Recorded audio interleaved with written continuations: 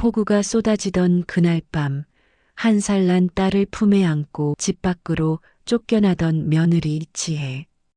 그녀가 마지막으로 남편에게 받은 건 차가운 은색 목걸이 하나였습니다. 미안해. 이것밖에 못 해줘서. 그날 이후 10년이 흘렀습니다.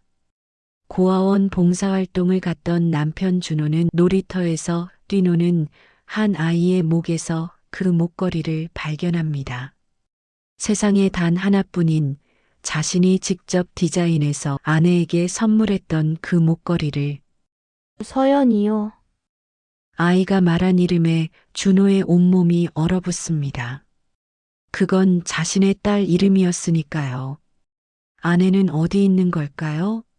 왜 딸만 고아원에 있는 걸까요? 그리고 5년 전 대체 무슨 일이 있었던 걸까요? 쫓겨난 건 10년 전인데 지혜가 사라진 건 5년 전이었습니다. 지혜는 쫓겨난 뒤에도 아이를 키우며 살아 있었고 그 5년째 되던 겨울밤에 흔적 없이 사라졌습니다. 지금부터 들려드릴 이야기는 한 남자가 너무 늦게 깨달은 진실과 그가 치러야 했던 대가에 관한 이야기입니다. 이 이야기를 듣고 있는 지금 이 순간도 나중엔 작은 기억이 될지 모릅니다. 지금 어디에서 함께 듣고 계신지도 편하게 남겨주셔도 좋겠습니다. 일부 쫓겨나던 그날 밤, 추석을 이틀 앞둔 저녁이었습니다. 며느리 지혜는 부엌에서 전을 부치고 있었어요. 벌써 3시간째 같은 자리에 서 있었습니다. 밀가루 반죽한 냄새가 옷에 배고 기름 튄 자국이 앞치마 곳곳에 묻어 있었어요. 허리는 끊어질 것 같았고 다리는 후들거렸습니다. 아이고, 이게 뭐야? 간도 제대로 안 맞췄어? 시어머니 말순 여사의 목소리가 날카롭게 부엌으로 파고들었어요. 지혜는 고개를 들어 시어머니를 바라봤습니다. 말순 여사는 방금 부친 호박전 한 장을 집어들고 인상을 찌푸리고 있었어요. 죄송합니다, 어머니. 제가 다시 만들게요. 다시 만들긴 뭘 다시 만들어? 시간이 어디 있다고? 그냥 이대로 해. 어차피 명절 음식은 많으니까. 이거 하나쯤이야. 그렇게 말하면서도 말순 여사의 표정은 못마땅함으로 가득했습니다. 지혜는 아무 말도 하지 않았어요. 대꾸했다간 더 큰 불씨가 될 테니까요. 6년이었습니다. 시집 온 지 6년. 결혼 첫 해부터 지금까지 지혜는 단 한 번도 시어머니에게 잘했다는 소리를 들어본 적이 없었어요. 청소를 해도 밥을 해도 빨래를 해도 늘 부족했습니다. 그것밖에 못하니? 다른 집 며느리들은 안 그러던데? 시집살이가 원래 이런 거야. 귀에 못이 박히도록 들은 말들이었어요. 그래도 지혜는 참았습니다. 남편 준호를 사랑했으니까요. 준호만 자기 편이 되어준다면 그것만으로도 견딜 수 있을 것 같았으니까요. 하지만 준호는 아내 편이 아니었습니다. 정확히 말하면 아무 편도 아니었어요. 여보, 나 좀 도와줘. 설거지라도 해줄래?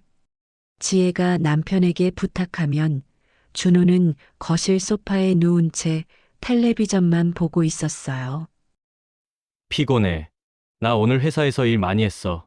그것도 못 해줘. 지혜는 더 이상 말하지 않았습니다. 어차피 말해봤자 달라지는 건 없었으니까요. 추석 전날 밤이었습니다. 지혜는 거의 밤을 새다시피 해서 명절 음식을 준비했어요. 전, 나물, 탕, 갈비찜까지. 손이 10개라도 모자랄 지경이었습니다. 새벽 4시가 넘어서야 지혜는 겨우 부엌에서 나올 수 있었어요. 온몸이 물에 젖은 것처럼 땀으로 흠뻑 젖어 있었습니다. 방으로 돌아온 지혜는 바닥에 누워 잠든 딸 서연이를 내려다봤어요. 이제 겨우 돌이 지난 아기였습니다. 새근새근 숨쉬는 모습이 천사 같았어요. 엄마가 조금만 더 힘내볼게. 지혜는 딸의 보드라운 볼을 살짝 쓰다듬었습니다. 그리고 딸 옆에 누웠어요. 눈을 감자마자 잠이 쏟아져 들어왔습니다. 얼마나 잤을까요? 야, 지혜야. 시어머니의 고함 소리에 지혜는 벌떡 일어났습니다. 시계를 보니 아침 7시였어요. 겨우 3시간을 잔 거였습니다. 어머니, 어머니는 무슨 어머니야? 당장 나와봐. 말순 여사의 목소리가 심상치 않았어요. 뭔가 큰일이 난 것 같은 기세였습니다. 지혜는 서둘러 방문을 열고 거실로 나갔어요. 거실에는 시어머니뿐만 아니라 시누이 은희까지 와 있었습니다. 은희는 평소보다 일찍 명절 인사를 온 것 같았어요. 그런데 두 사람의 표정이 심상치 않았습니다. 이게 뭐야? 설명 좀 해봐. 말순 여사가 지혜의 얼굴 앞으로 무언가를 들이밀었어요. 그건 통장이었습니다. 시아버지 명의의 통장. 저게 뭔데요? 뭐긴 뭐야? 시아버지 통장에서 돈이 빠져나간 거 모르는 척이야? 지혜의 머릿속이 하얘졌습니다. 네, 무슨 말씀이세요? 내가 시아버지 도장 훔쳐서 돈 뺀 거 다 알아? 은희가 차갑게 말했어요. 언니! 우리 아버지 돈 5천만 원 어디다 썼어요? 솔직히 말해요. 난 그런 적 없어요. 나 진짜 몰라요. 지혜는 발을 동동 굴렀습니다. 정말 억울했어요. 자기는 시아버지 통장을 만진 적도 없었고 도장이 어디 있는지도 몰랐으니까요. 증거도 다 있어. 어제 은행에서 확인했어. 내 신분증으로 돈을 뺐다고. 그럴 리가 없어요. 제 신분증은 제가 항상 가지고 있었어요. 그럼 내가 아니면 누가 했겠어? 이 집의 며느리는 너밖에 없잖아. 그때였습니다. 방에서 남편 준호가 나왔어요. 무슨 일이야, 엄마? 준호는 부스스한 얼굴로 상황 파악도 안 된 채 물었습니다. 준호야, 내 마누라가 내 아버지 통장에서 돈 5천만 원을 빼갔어. 뭐라고? 준호의 눈이 커졌습니다. 그리고 아내 지혜를 돌아봤어요. 여보. 지혜는 남편을 바라봤습니다. 눈물이 그렁그렁 맺혀 있었어요. 나 안 했어. 진짜야. 나 아무것도 모르는 일이야. 그럼 은행 기록은 뭔데? 내 신분증으로 돈을 뺐다잖아. 은희가 날카롭게 끼어들었습니다. 아니, 그건 누가 내 신분증을 도용한 거예요. 나 정말 안 했어요. 지혜는 울먹이며 말했어요. 하지만 아무도 믿어주지 않았습니다. 그만해. 말순 여사가 손을 번쩍 들었어요. 찰싹? 지혜의 뺨을 때리는 소리가 거실에 울려 퍼졌습니다. 으윽! 지혜는 뺨을 감싸 쥐었어요.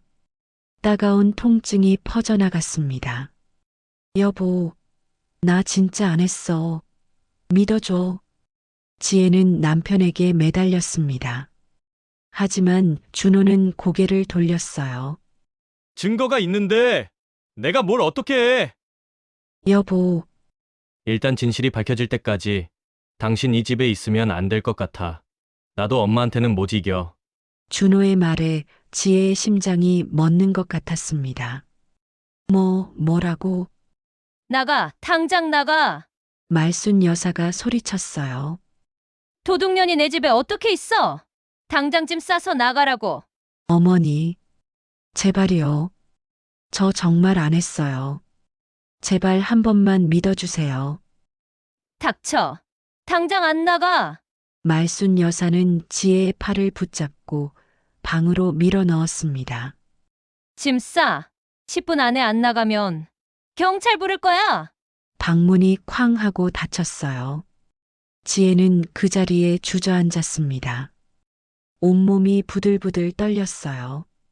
억울함과 배신감이 뒤섞여서 숨을 쉴 수가 없었습니다. 지혜는 입을 막고 흐느꼈어요. 그 소리에 잠에서 깬 딸 서연이가 울음을 터뜨렸습니다.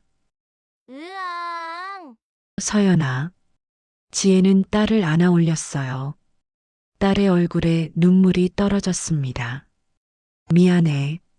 엄마가 미안해. 지혜는 떨리는 손으로 짐을 쌌습니다. 옷가지 몇 벌, 딸의 기저귀와 분유, 그리고 몇 안 되는 생활용품들. 그게 전부였어요. 10분 후, 지혜는 딸을 업고 집을 나섰습니다. 밖에는 비가 내리고 있었어요. 추적추적 내리던 빗줄기가 점점 굵어지고 있었습니다. 나가라고. 다시는 돌아오지 마. 말순 여사가 현관문 앞에서 소리쳤어요. 지혜는 뒤돌아봤습니다. 남편 준호가 거실 구석에 서 있었어요. 하지만 준호는 고개를 돌렸습니다.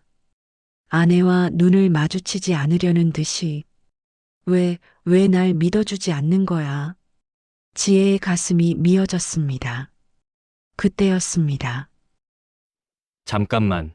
준호가 지혜에게 다가왔어요. 그리고 주머니에서 뭔가를 꺼냈습니다. 그건 작은 보석 상자였어요.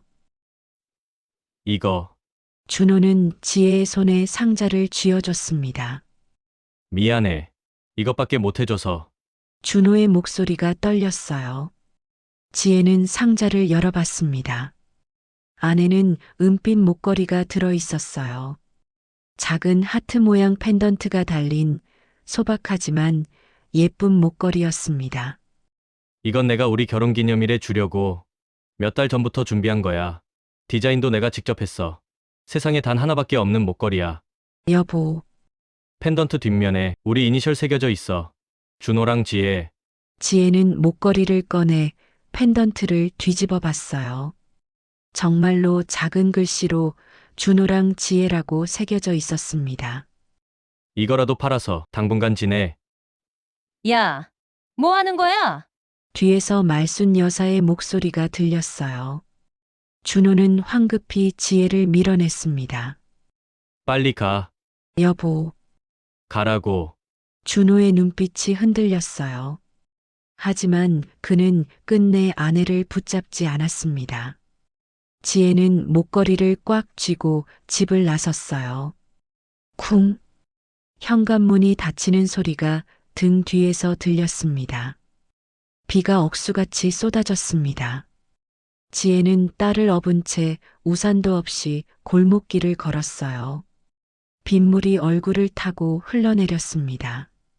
눈물인지 빗물인지 구분이 안 갔어요. 어디로 가지? 친정은 없었습니다. 지혜는 고등학교 때 부모님을 모두 여의고 혼자 살아온 사람이었어요. 의지할 친척도 친구도 없었습니다. 결혼하면서 모든 걸 남편에게 맡겼으니까요. 직장도 그만뒀고 사람들과의 연락도 끊었고 오로지 시댁 일에만 매달려 살았으니까요. 이제 남은 건 아무것도 없었습니다. 지혜는 걸으면서 생각했어요. 내가 뭘 잘못한 걸까? 6년 동안 시집살이 하면서 한 번도 불평한 적 없었습니다. 말 한마디, 눈빛 하나까지 조심하며 살았어요.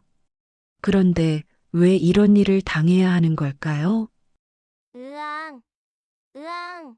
등에 업힌 서연이가 울었어요. 비를 맞아서 몸이 축축하게 젖었거든요. 서연아, 미안해. 엄마가 미안해. 지혜는 걸음을 멈추고 딸을 내려다봤습니다. 서연이의 작은 얼굴이 빗물로 범벅이 되어 있었어요. 지혜는 그 자리에 주저앉았습니다. 더 이상 걸을 수가 없었어요. 얼마나 그렇게 앉아 있었을까요? 아가씨, 괜찮아요? 누군가 지혜에게 말을 걸었습니다. 고개를 들어보니 50대쯤 되어 보이는 아저씨가 우산을 받쳐들고 서 있었어요. 아기가 비를 맞고 있잖아요. 어서 일어나세요. 지혜는 아무 말도 할 수 없었습니다. 그저 눈물만 주르륵 흘렀어요. 여기 근처에 고시원이 하나 있어요. 제가 아는 곳인데 일단 거기 가서 몸이라도 말리세요. 감사합니다. 지혜는 간신히 일어났습니다. 아저씨를 따라 골목을 빠져나갔어요. 10분쯤 걸었을까요? 낡은 건물 하나가 나타났습니다. 보람 고시원이라고 적힌 간판이 희미하게 보였어요. 여기에요. 주인 아주머니한테 제가 소개했다고 하면 방값 싸게 해주실 거예요. 정말 감사합니다. 아기 감기 걸리겠어요. 어서 들어가세요. 아저씨는 그렇게 말하고는 돌아서 갔습니다. 지혜는 고시원 문을 열고 들어갔어요. 좁은 복도, 삐걱거리는 계단, 곰팡이 냄새. 하지만 지금 지혜에게는 그것마저 감사했습니다. 방 하나 있나요? 네, 있어요.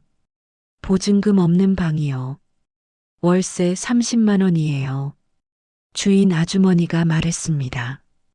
지혜는 가방에서 지갑을 꺼냈어요. 안에 있는 돈을 세어봤습니다. 고작 50만 원. 그게 전부였어요. 일단 한 달만 할게요. 그럼 30만 원 주세요. 지혜는 돈을 건넸습니다. 남은 돈은 20만 원. 주인 아주머니가 방 열쇠를 건넸어요. 305호예요. 3층 맨 끝 방. 감사합니다. 지혜는 계단을 올라갔습니다. 한 계단 한 계단 오를 때마다 온몸이 무겁게 가라앉는 것 같았어요. 305호. 방문을 열었습니다. 2평도 안 돼 보이는 좁은 공간. 작은 책상 하나, 이불 한 채, 그리고 조그만 옷장. 그게 전부였어요. 화장실은 공용이고 창문은 반지하라 햇빛도 잘 안 들어왔습니다. 하지만 지혜는 감사했어요.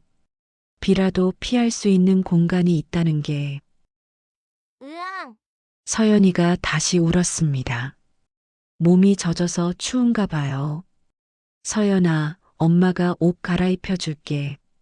지혜는 가방에서 서연이 옷을 꺼냈습니다. 그리고 젖은 옷을 벗기고 마른 옷을 입혔어요. 옷을 갈아입힌 후 지혜는 서연이를 이불 위에 눕혔습니다. 잠깐만 기다려. 엄마가 분유 타줄게. 지혜는 가방에서 분유와 젖병을 꺼냈어요. 하지만 물을 끓일 방법이 없었습니다. 아, 전기포트도 없구나. 지혜는 복도로 나가 공용 정수기를 찾았습니다. 다행히 뜨거운 물이 나왔어요. 젖병에 분유를 타서 식힌 후 지혜는 방으로 돌아왔습니다. 자, 서연아. 먹자. 서연이는 젖병을 빨며 조용해졌어요. 지혜는 딸을 안고 창밖을 바라봤습니다. 빗줄기가 여전히 거세게 내리고 있었어요. 이제 어떻게 하지? 막막했습니다. 당장 내일부터 뭘 먹고 살아야 할지, 어떻게 돈을 벌어야 할지. 지혜는 가방에서 아까 남편이 준 목걸이를 꺼냈습니다. 은빛 목걸이가 희미한 불빛 아래에서 반짝였어요. 펜던트 뒷면을 다시 봤습니다. 준호랑 지혜. 팔아서 쓰라고 줬겠지. 지혜는 씁쓸하게 웃었어요. 하지만 팔 수가 없었습니다. 이건 남편이 자기를 위해 준비한 유일한 선물이었으니까요. 세상에 단 하나밖에 없는 자기만의 목걸이였으니까요. 이것만은 절대 팔지 않을 거야. 지혜는 목걸이를 꺼내서 딸 서연이의 목에 걸어줬습니다. 서연아, 이거 엄마가 너한테 줄게. 절대 잃어버리면 안 돼. 알았지? 서연이는 젖병을 빨다 말고 엄마를 올려다봤어요. 그리고 방긋 웃었습니다. 지혜는 딸을 꼭 안았어요. 그리고 조용히 눈물을 흘렸습니다. 창밖에는 여전히 비가 내리고 있었습니다. 지혜는 몰랐습니다. 그날 통장 돈을 뺀 사람이 집 안에 있었다는 걸. 2부 5년간의 홀로 썩이. 다음 날 아침이었습니다. 지혜는 새벽 5시에 눈을 떠야 했어요. 딸 서연이는 아직 곤히 자고 있었습니다. 지혜는 조심스럽게 일어나 옷을 갈아입었어요. 그리고 가방에서 마지막 남은 돈을 꺼내 세어봤습니다. 20만 원. 이 돈으로 한 달을 버텨야 했습니다. 분유가, 기저귀가, 그리고 자신의 끼니까지. 일단 일자리부터 구해야 해. 지혜는 복도로 나가 공용 화장실에서 얼굴을 씻었어요. 거울 속 자신의 얼굴을 봤습니다. 눈 밑에 다크서클이 짙게 내려앉아 있었고 얼굴은 푸석푸석했어요. 하지만 포기할 수는 없었습니다. 서연이를 위해서라도. 지혜는 주인 아주머니를 찾아갔어요. 저기 아주머니, 혹시 이 근처에 일자리 구할 데 없을까요? 일자리요? 무슨 일 하려고요?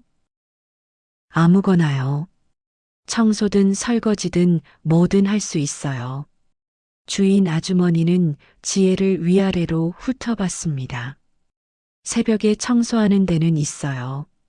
빌딩 청소. 새벽 5시부터 9시까지. 시급 10,000원. 그거 할게요. 그럼 제가 소개해 줄게요. 근데 아기는 어떻게 해요? 아기는 제가 데리고 다닐게요. 청소하면서 아기를 데리고 다녀요? 네. 괜찮아요. 제가 업고 할 수 있어요. 주인 아주머니는 한숨을 쉬었습니다.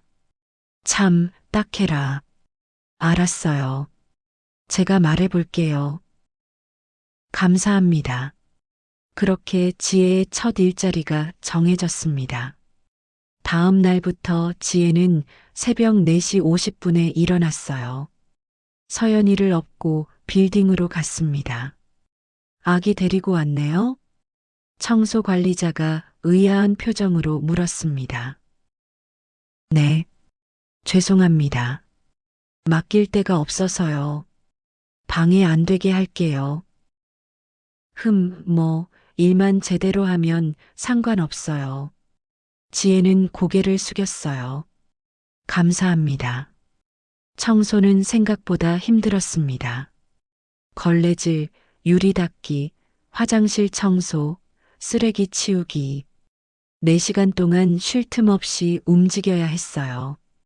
그것도 아기를 업은 채로. 서연이는 처음엔 울다가 나중에는 그냥 엄마 등에서 잠들었습니다. 아기가 무거워서 허리가 끊어질 것 같았지만 지혜는 참았어요. 9시가 되어 일이 끝났습니다. 수고했어요. 내일도 나올 수 있죠? 네, 당연하죠. 지혜는 4만 원을 받아주었습니다. 하루 벌어서 하루 사는 돈. 하지만 그것만으로도 감사했어요. 고시원으로 돌아온 지혜는 서연이를 침대에 눕혔습니다. 엄마 잠깐 나갔다 올게. 금방 올게. 지혜는 근처 편의점으로 갔어요. 삼각김밥 하나와 우유 하나를 샀습니다. 3,000원. 집으로 돌아와서 삼각김밥을 먹었어요. 배가 고팠지만 천천히 먹었습니다. 조금이라도 더 배부른 느낌을 받으려고. 그렇게 하루가 지나갔습니다. 한 달이 지났습니다. 지혜는 새벽 청소 일만으로는 돈이 부족하다는 걸 깨달았어요. 집세, 분유가, 기저귀 값을 내고 나면 남는 게 거의 없었으니까요. 그래서 지혜는 낮에도 일을 하기로 했습니다. 식당에서 설거지 알바생 구한대요. 오전 10시부터 오후 3시까지. 시급 9,500원. 주인 아주머니가 알려줬어요. 그것도 할게요. 아기는요? 제가 데리고 갈게요. 식당 주인이 허락할까요? 사정 얘기하면 이해해 주실 거예요. 지혜는 식당 주인을 찾아갔습니다. 죄송하지만 아기를 데리고 일해야 해요. 맡길 데가 없어서요. 아기를? 식당 주인은 난처한 표정을 지었어요. 부탁드립니다. 일은 정말 열심히 할게요. 아기는 한쪽 구석에 놔두고 제가 일하는 동안 잘 있을 거예요. 제발이요. 제가 너무 절박해서 그래요. 지혜의 눈에 눈물이 맺혔습니다. 식당 주인은 한숨을 쉬었어요. 알았어요. 대신 일 못하면 바로 나가야 해요. 감사합니다. 정말 감사합니다. 그렇게 지혜는 2개의 일자리를 갖게 되었습니다.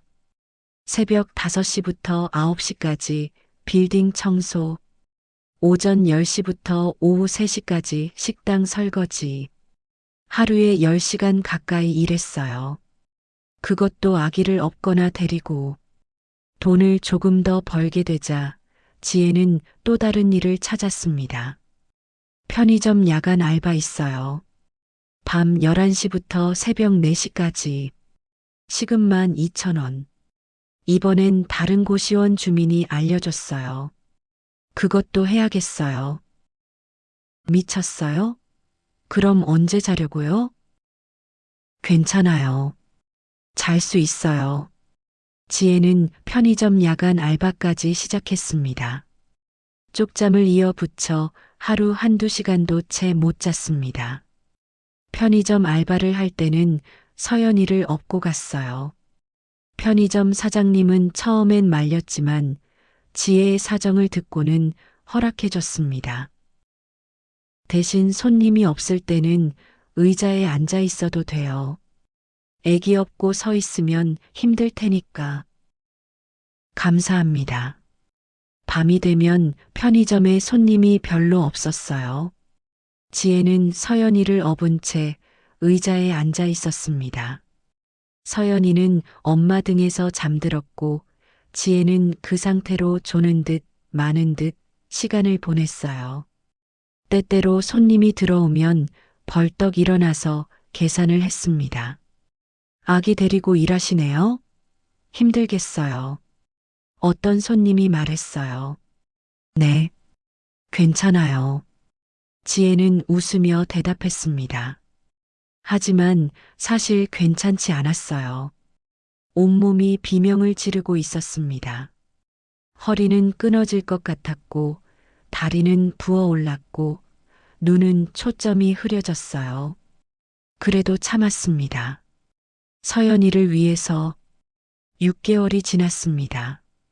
지혜는 조금씩 돈을 모았어요. 하루도 빠지지 않고 3군데 일을 다녔습니다. 그러던 어느 날이었습니다. 마, 서연이가 처음으로 말을 했어요. 마, 지혜는 그 소리에 눈물이 핑 돌았습니다. 그래, 서연아. 엄마야.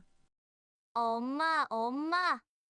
서연이가 웃으며 지혜를 안았어요. 지혜는 딸을 꽉 껴안았습니다. 우리 서연이 말 잘한다. 정말 자랑스러워. 그날 밤 지혜는 편의점 알바를 하면서도 계속 웃고 있었어요. 딸이 엄마라고 불러줬다는 게 너무 기뻤으니까요. 3년이 지났습니다. 서연이는 4살이 되었어요. 이제 유치원에 보낼 나이였습니다. 하지만 유치원비가 문제였어요. 한 달에 30만 원. 지혜에게는 큰 돈이었습니다. 그래도 보내야 해.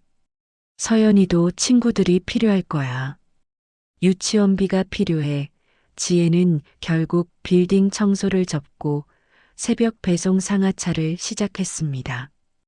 이제 지혜는 하루에 거의 잠을 자지 못했어요. 하루에 1시간. 그게 지혜가 잘 수 있는 전부였습니다. 어느 날 지혜는 일하다가 쓰러졌어요. 편의점에서 계산을 하던 중 갑자기 눈앞이 캄캄해지더니 바닥에 고꾸라졌습니다.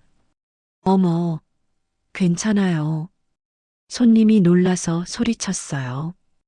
편의점 사장님이 달려왔습니다. 정신 차려, 지혜 씨. 죄송해요. 제가 잠깐.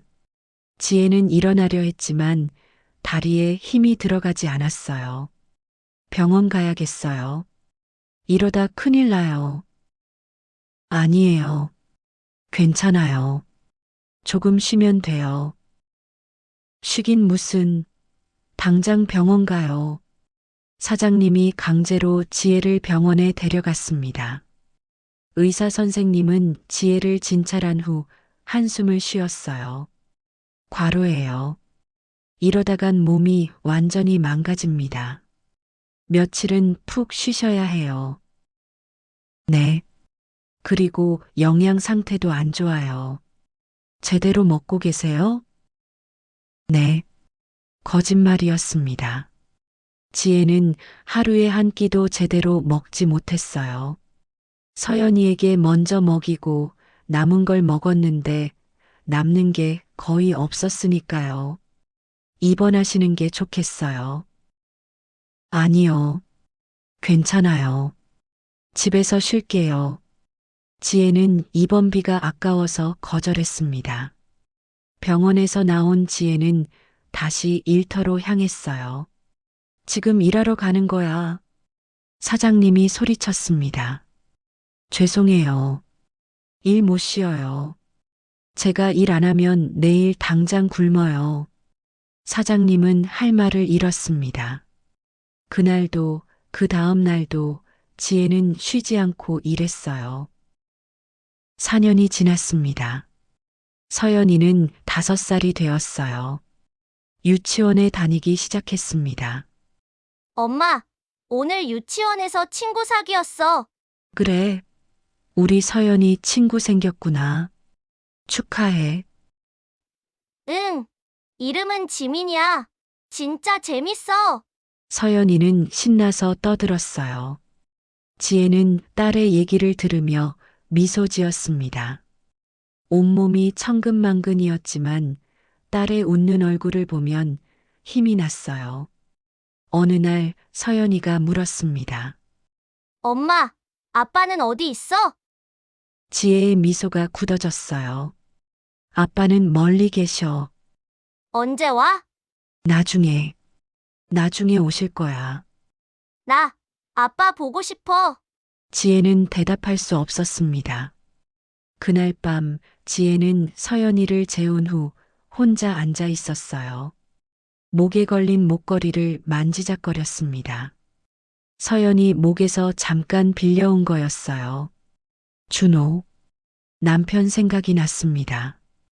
5년 전 그날 밤 자기를 밀어내던 남편의 얼굴이 나를 믿어주지 않았잖아. 왜 지금 생각나는 거야?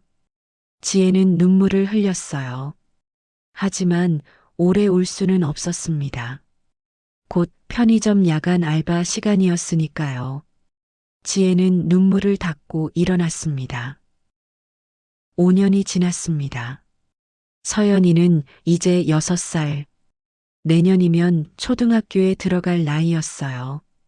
지혜는 여전히 3군데 일을 하고 있었습니다. 몸은 망가졌지만 참고 버텼어요. 어느 겨울밤이었습니다. 지혜는 편의점 야간 알바를 마치고 집으로 돌아가는 길이었어요. 새벽 4시. 거리는 텅 비어 있었습니다. 오늘은 서연이 생일이네. 오늘만큼은 촛불이라도 켜주고 싶다. 지혜는 생각했습니다. 케이크를 사줄 돈은 없었지만 편의점에서 컵케이크라도 하나 사야겠다고 횡단보도 앞에 섰습니다. 신호등이 초록불로 바뀌었어요. 지혜는 건너기 시작했습니다. 그때였습니다. 끽! 오른쪽에서 차 한 대가 빠른 속도로 달려왔어요. 지혜는 고개를 돌렸습니다. 헤드라이트 불빛이 눈을 가렸어요. 지혜의 머릿속에 딸 서연이의 얼굴이 떠올랐습니다.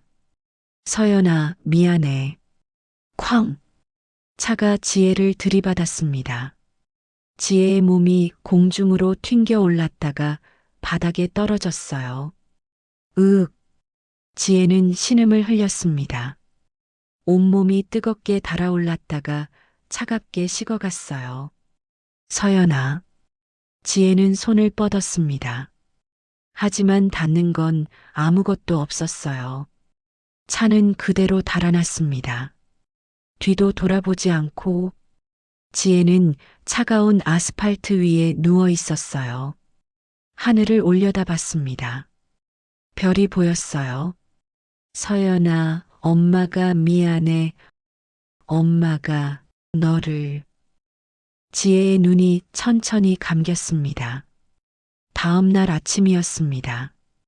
고시원 주인 아주머니가 305호 문을 두드렸어요. 지혜 씨? 지혜 씨 있어요? 대답이 없었습니다. 들어갈게요.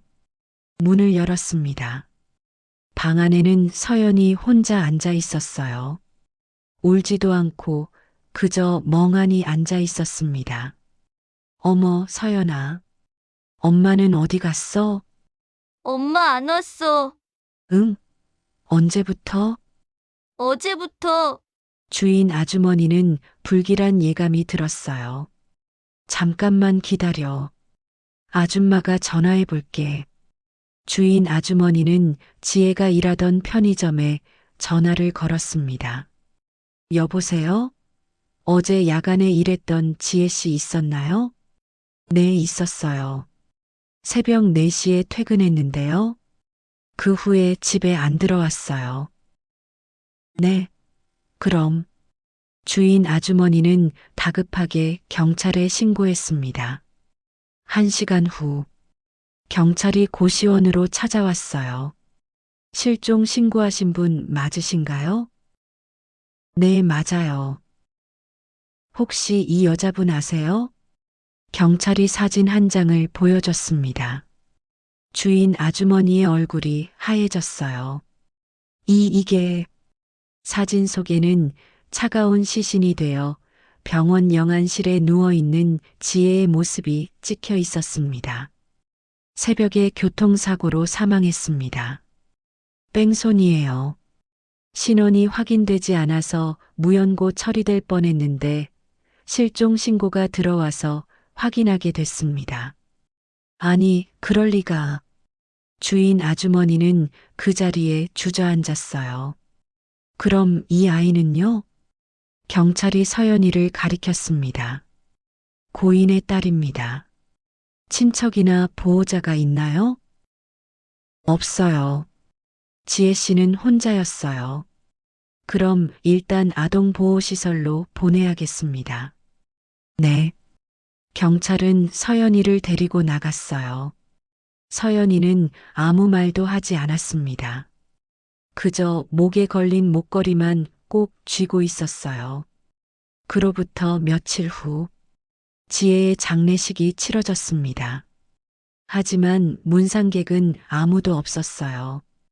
주인 아주머니와 편의점 사장님, 그리고 식당 주인만 왔습니다. 참 안 됐어요. 그렇게 열심히 살았는데. 맞아요. 아기 하나 키우느라 얼마나 고생했는데. 사람들은 지혜를 추모했습니다. 지혜는 무연고 사망자로 처리되어 화장되었어요. 유골은 공동묘지에 안치되었습니다. 그리고 서연이는 고아원으로 보내졌습니다. 3부 비극의 밤과 5년 후의 재회. 5년이 흘렀습니다. 서연이는 이제 11살이 되었어요. 고아원에서 지낸 지도 5년째였습니다. 서연이는 말이 없는 아이였어요. 다른 아이들처럼 떠들거나 장난치지 않았습니다. 그저 조용히 혼자 책을 읽거나 창밖을 바라보곤 했어요. 목에는 여전히 그 목걸이가 걸려 있었습니다. 은빛 목걸이. 서연이는 그 목걸이를 단 한 번도 벗은 적이 없었어요. 서연아, 그 목걸이 어디서 났어? 다른 아이들이 물어봤지만 서연이는 대답하지 않았습니다. 엄마가 준 거야. 그게 서연이가 할 수 있는 유일한 대답이었어요. 같은 시각, 준호는 회사 사무실에서 서류를 보고 있었습니다. 10년 전 아내와 딸을 쫓아낸 후 준호의 삶은 변하지 않았어요. 여전히 회사에 다녔고, 여전히 어머니와 누나와 함께 살았습니다. 하지만 마음 한편에는 늘 무언가 찜찜한 기분이 남아 있었어요. 지혜는 잘 살고 있을까? 가끔씩 아내 생각이 났습니다. 하지만 찾아갈 용기는 없었어요. 어느 날 회사에서 공지가 내려왔습니다. 이번 주 토요일에 고아원 봉사활동 갑니다. 전 직원 참여 필수. 준호는 한숨을 쉬었어요. 귀찮네. 하지만 어쩔 수 없었습니다. 참여하지 않으면 인사평가에서 불이익을 받으니까요. 토요일이 되었습니다. 준호는 회사 사람들과 함께 고아원으로 갔어요. 환영합니다. 고아원 원장 선생님이 반갑게 맞이했습니다. 오늘은 아이들과 함께 놀아주시고 간식도 나눠주시고 시설 청소도 좀 도와주시면 됩니다. 네, 알겠습니다. 준호는 대충 고개를 끄덕였어요. 아이들이 우르르 나왔습니다. 웃고 떠들며 신나 보이는 아이들. 하지만 그중 한 명만 조용히 구석에 앉아 있었어요. 준호는 무심코 그 아이를 바라봤습니다. 여자아이였어요. 11살쯤 되어 보였습니다. 까만 머리에 똘망똘망한 눈. 그런데 준호의 시선이 아이의 목에 멈췄습니다. 저건 아이의 목에 목걸이가 걸려 있었어요. 은빛 목걸이, 작은 하트 모양 펜던트. 준호의 심장이 멎는 것 같았습니다. 설마. 준호는 천천히 아이에게 다가갔어요. 안녕? 아이는 고개를 들어 준호를 바라봤습니다. 안녕하세요. 안녕. 이름이 뭐야? 서연이요. 준호의 온몸이 얼어붙었습니다. 서연이, 내 딸 이름. 그 목걸이 어디서 난 거야? 준호는 떨리는 목소리로 물었어요. 엄마가 준 거예요. 엄마가? 네. 엄마가 절대 잃어버리지 말라고 했어요. 준호는 아이에게 다가가 목걸이를 자세히 봤습니다. 준호는 숨을 멈춘 채 펜던트를 뒤집었습니다. 거기에는 작은 글씨로 이니셜이 새겨져 있었습니다. 준호랑 지혜. 준호의 머릿속이 하얘졌습니다. 이건 내가 만든 목걸이야. 세상에 단 하나밖에 없는 목걸이. 준호가 직접 디자인해서 아내에게 준 목걸이. 너 혹시 엄마 이름이 뭐야? 이지혜요. 준호는 그 자리에 주저앉을 뻔했어요. 엄마는 어디 있어? 모르겠어요. 모르겠다니? 엄마는 전에 안 돌아왔어요. 그날부터 전 여기 있어요. 5년 전. 준호의 머릿속이 복잡해졌습니다. 그럼 이 아이가 내 딸이야? 준호는 고아원 원장을 급히 찾아갔어요. 원장 선생님, 저기 있는 서연이라는 아이 있잖아요. 그 아이에 대해 알고 싶은데요. 서연이요? 5년 전에 왔어요. 엄마가 교통사고로 돌아가셔서 혼자 남았대요. 교통사고? 네. 뺑소니 사고였대요. 범인은 못 잡았고요. 준호의 얼굴이 창백해졌습니다. 그럼 그 아이 엄마는 돌아가셨어요.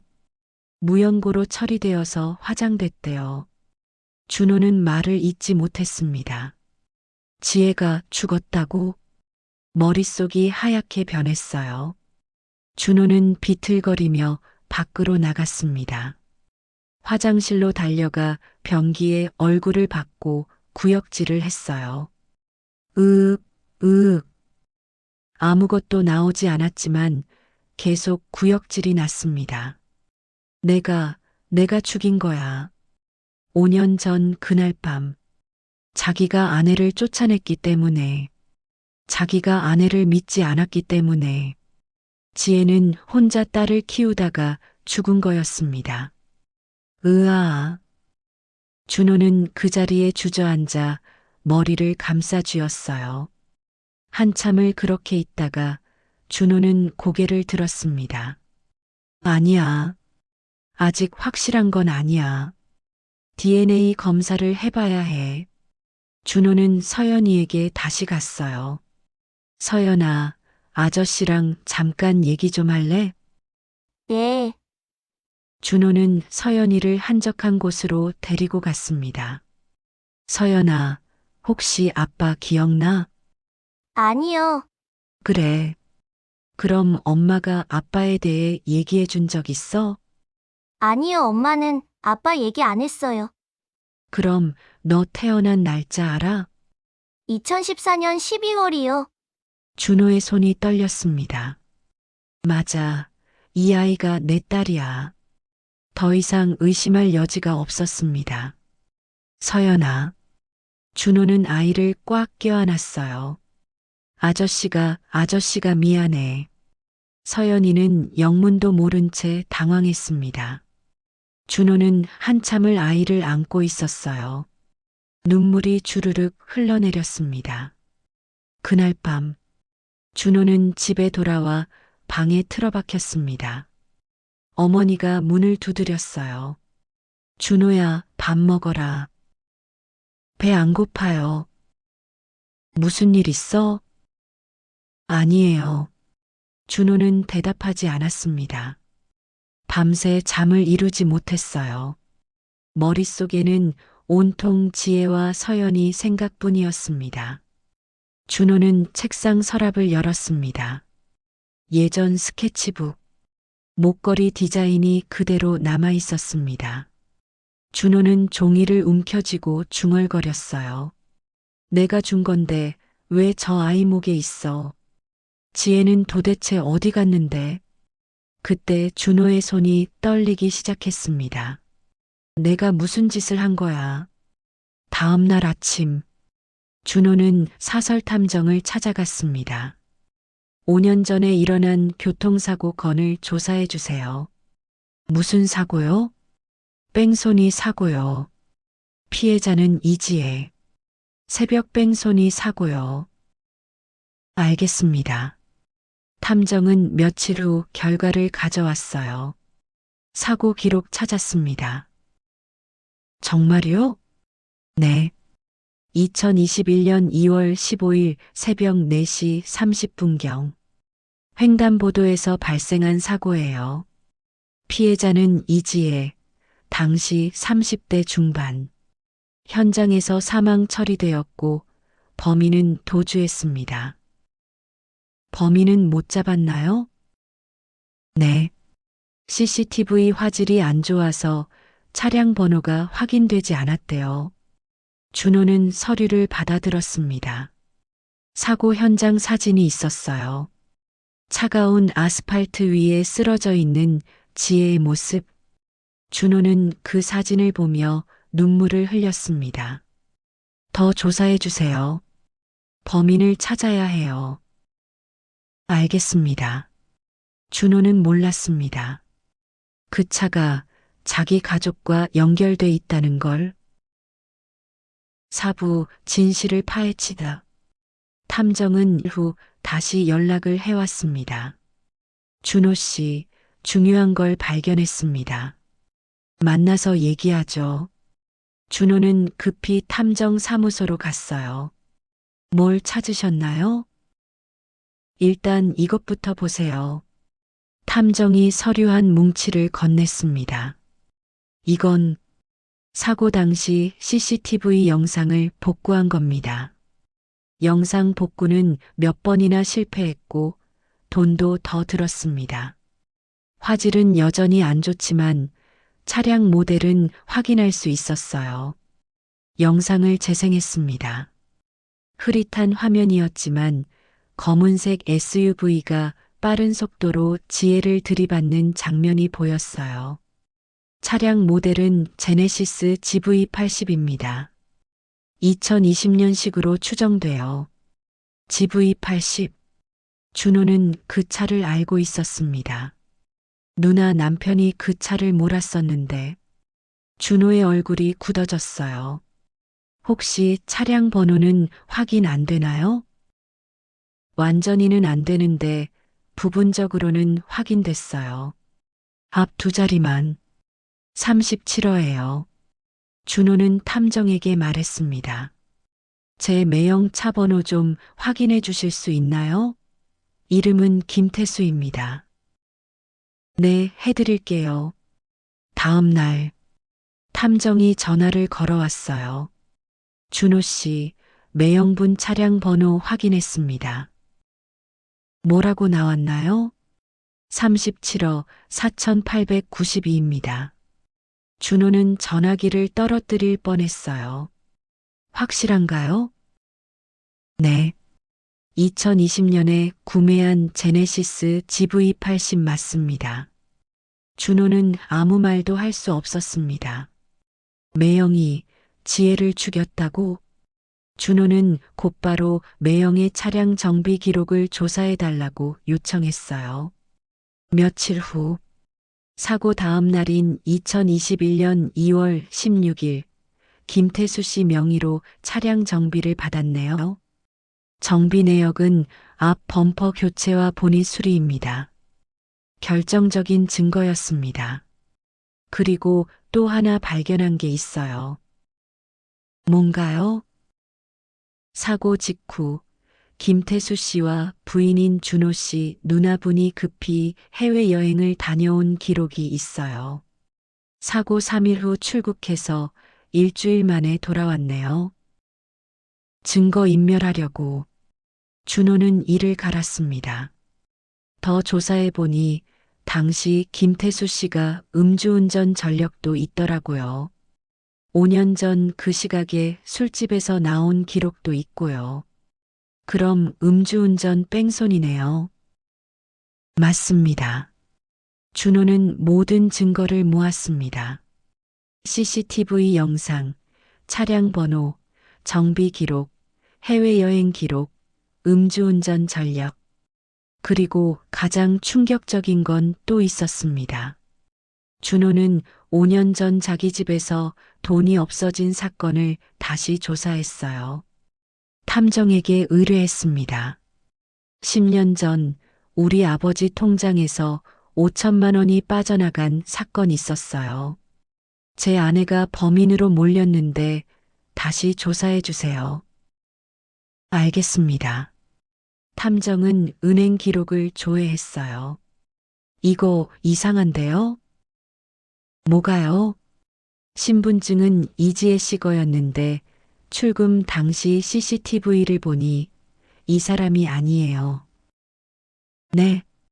탐정이 CCTV 화면을 보여줬습니다. 화면 속에는 모자와 마스크를 쓴 여자가 나왔어요. 체형을 보니 지혜가 아니었습니다. 이 여자 제 누나예요. 준호는 한눈에 알아봤습니다. 걸음걸이, 체형, 모든 게 누나 은이었어요. 그럼 누나분이 재수 씨 신분증을 도용해서 돈을 뺀 거네요. 준호는 모든 진실을 깨달았습니다. 5년 전 그날, 누나 은희가 지혜의 신분증을 훔쳐서 아버지 통장에서 돈을 빼냈고 지혜에게 죄를 뒤집어 씌워 집에서 쫓아냈던 거였습니다. 그리고 5년 후 누나의 남편 매영이 혼자 딸을 키우던 지혜를 뺑소니로 죽인 거였어요. 으아. 준호는 탐정 사무실에서 비명을 질렀습니다. 내가 죽인 거야. 내가 아내를 죽인 거야. 준호는 바닥에 주저앉아 통곡했어요. 그날 밤, 준호는 집에 돌아왔습니다. 거실에는 어머니와 누나 은희가 텔레비전을 보고 있었어요. 왔어? 밥 먹었어? 은희가 밝게 웃으며 물었습니다. 준호는 누나를 바라봤어요. 그 웃는 얼굴이 너무나 역겨웠습니다. 누나, 응? 10년 전에 지혜 신분증 훔친 거 누나지? 순간 은희의 얼굴이 굳어졌어요. 뭔 소리야? 은행 CCTV 다 봤어. 지혜가 아니라 누나였어. 야, 준호야. 무슨 소리 하는 거야? 어머니가 끼어들었습니다. 그리고 매영, 준호는 매영을 쳐다봤어요. 매영 태수는 당황한 표정으로 준호를 바라봤습니다.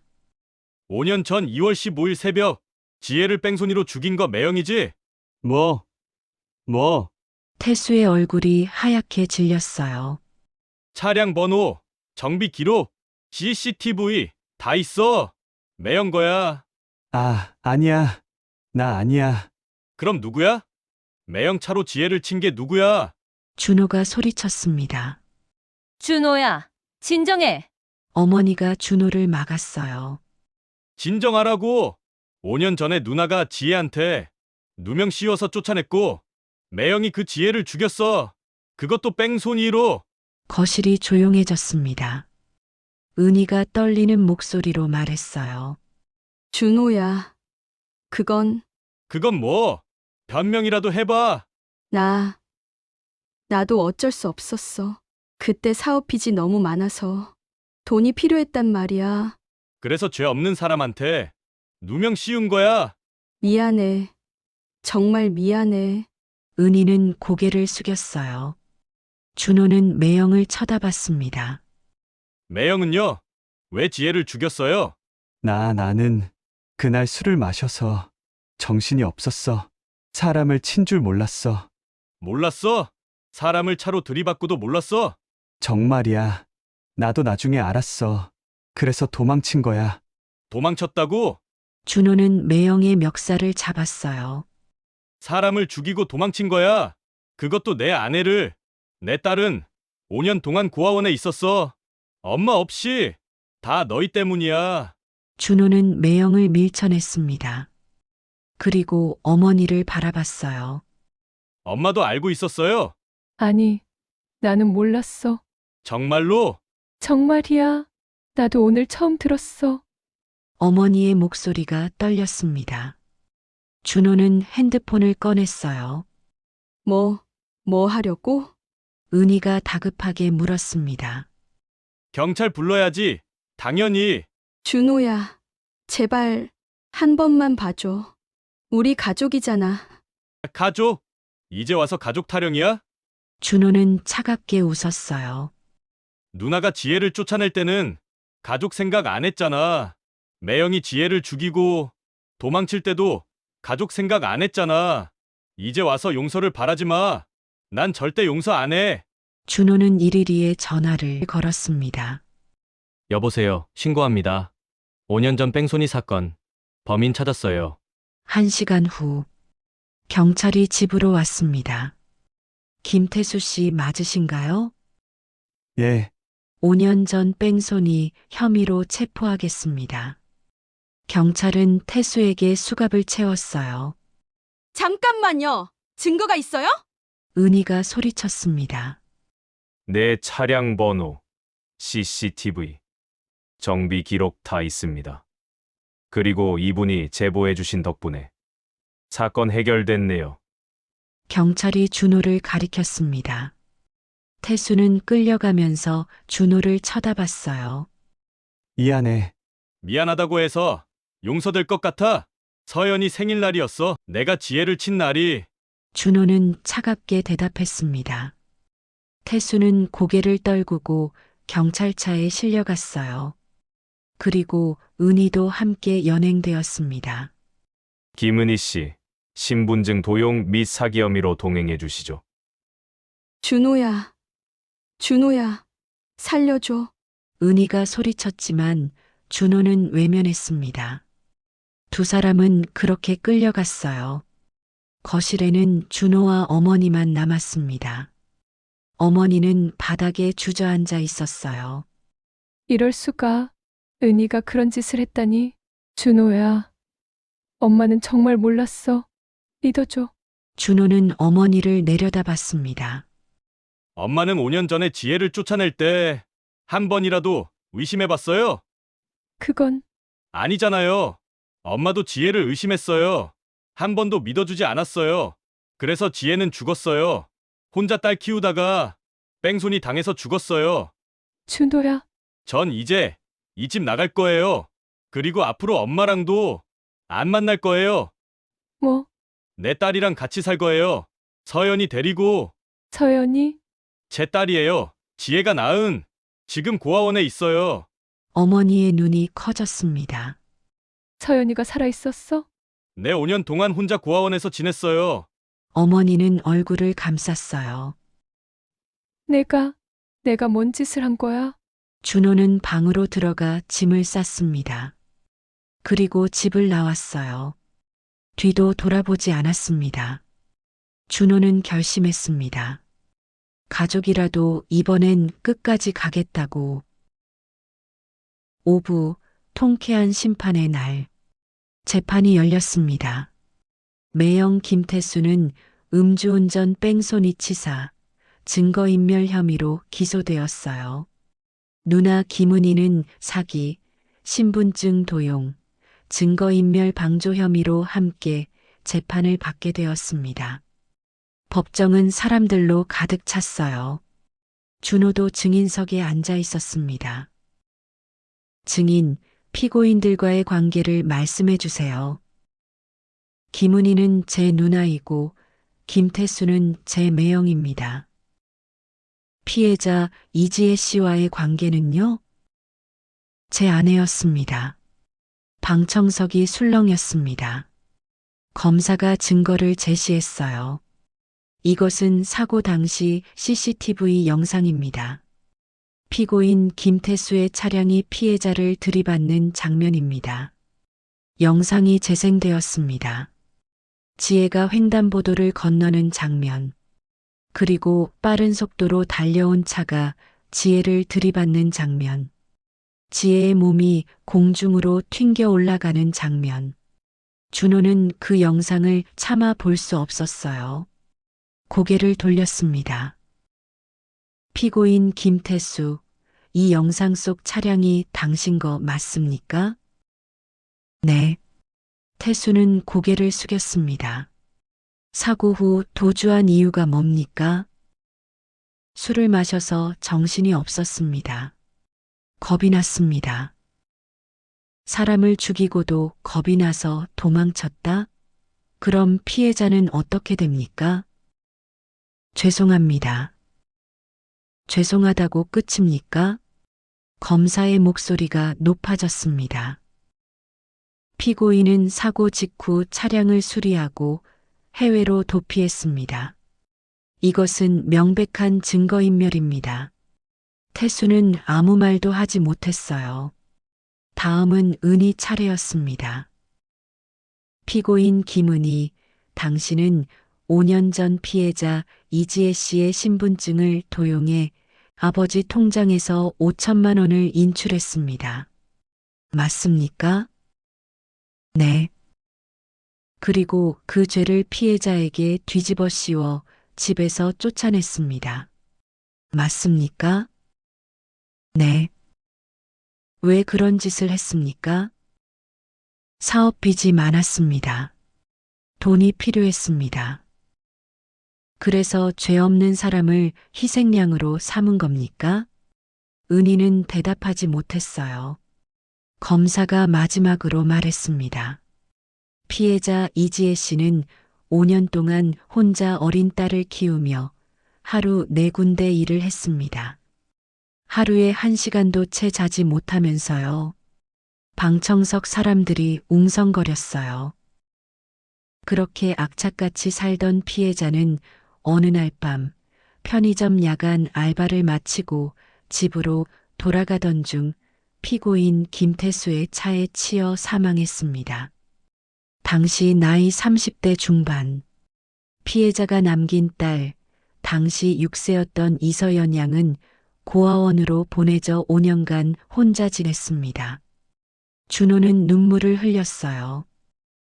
재판장님, 피고인들에게 법이 허락하는 최고형을 내려주시기 바랍니다. 검사의 말에 방청석에서 박수가 터져 나왔습니다. 재판장이 판결을 내렸습니다. 피고인 김태수, 음주운전 뺑소니치사죄로 징역 12년을 선고한다. 태수는 고개를 떨구었어요. 피고인 김은희, 사기 및 신분증 도용죄로 징역 3년을 선고한다. 은희는 그 자리에 주저앉았습니다. 은희가 준호를 바라봤지만 준호는 외면했어요. 재판이 끝났습니다.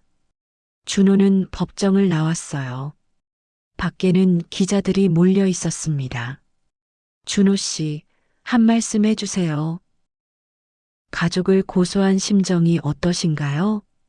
준호는 마이크 앞에 섰습니다. 저는 10년 전 제 잘못으로 아내를 잃었습니다. 아내를 믿지 못해서, 지켜주지 못해서 그런 비극이 일어났습니다. 준호의 목소리가 떨렸어요. 하지만 이제라도 진실을 밝혀서 다행입니다. 그리고 준호는 카메라를 똑바로 쳐다봤습니다. 지혜야, 미안해. 정말 미안해. 내가 너무 늦었어. 준호는 고개를 숙이고 눈물을 흘렸어요. 며칠 후, 준호는 고아원으로 갔습니다. 원장 선생님, 서연이 입양하고 싶습니다. 네, 입양을요? 네, 제가 서연이 친아버지입니다. DNA 검사 결과도 나왔어요. 준호는 검사 결과지를 보여줬습니다.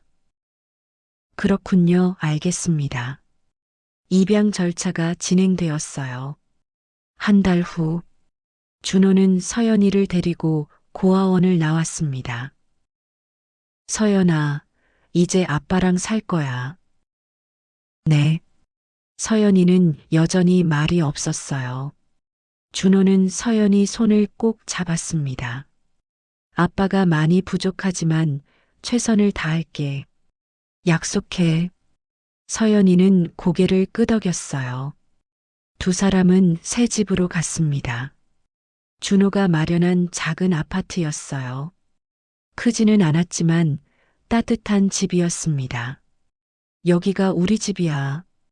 이 방은 서연이 방이고 서연이는 방을 둘러봤어요. 책상, 침대, 옷장이 있었습니다. 마음에 들어? 네. 서연이는 작게 대답했어요. 준호는 서연이를 안았습니다. 서연아, 아빠가 늦어서 미안해. 5년이나 혼자 있게 해서 미안해. 이제 아빠가 있어. 절대 혼자 안 둘게. 서연이는 아빠 품에 안긴 채 가만히 있었어요. 그러다가 작게 물었습니다. 아빠, 엄마는 어디 있어요? 준호의 가슴이 철렁 내려앉았습니다.